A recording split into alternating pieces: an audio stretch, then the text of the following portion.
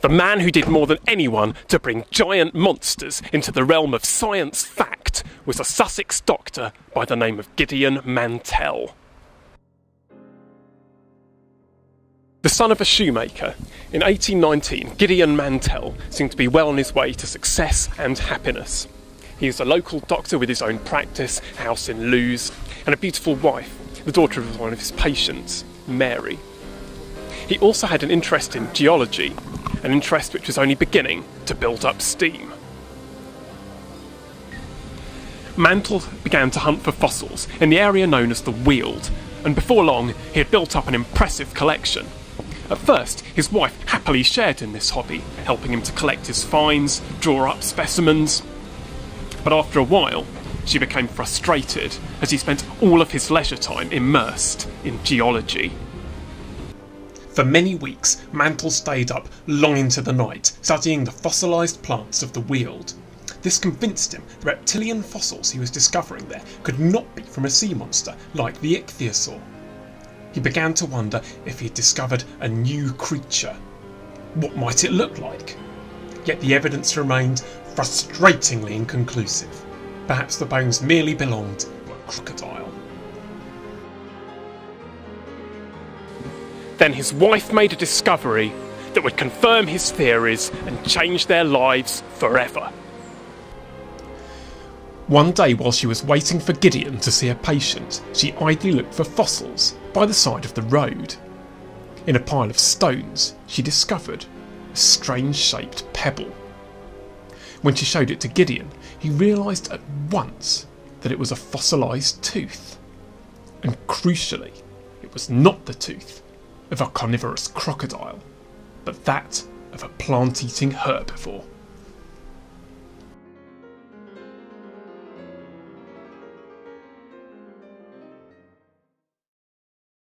Mantell was determined to gain the credit for discovering his giant herbivorous reptile. In 1821 he was visited by a young geologist named Charles Lyell. The two men struck up an instant friendship.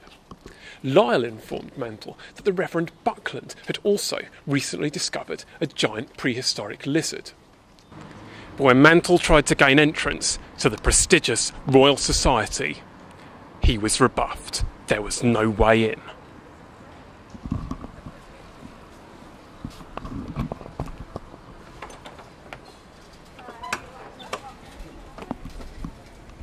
The Royal Society, the name is a giveaway here. It's an aristocratic institution filled with Anglicans, rich aristocracy, people who, it's really an old boys club. It's a clique of people who come together who are interested in scientific things as a hobby. I mean, there are obviously great minds, but fundamentally it's kind of an entertainment for them.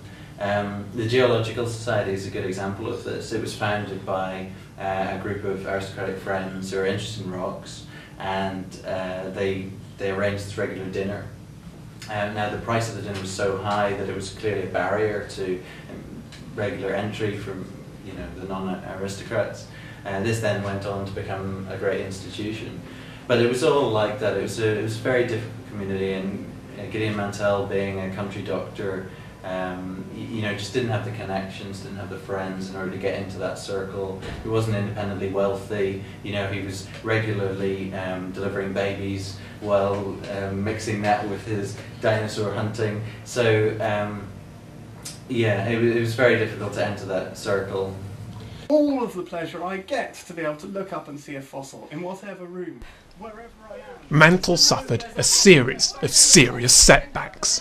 His book on geology had failed to become a bestseller and was published at a loss. And now his giant herbivorous reptile had been ridiculed by the Royal Society, and it was rejected by the great French scientist Baron Cuvier.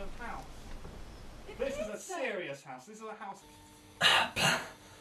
C'est un rhinoceros. Upon learning that Mantell had also identified fossils of a carnivorous reptile, the Reverend Buckland publicised his own findings and took all of the credit for discovering the beast, which he gave the name Megalosaurus.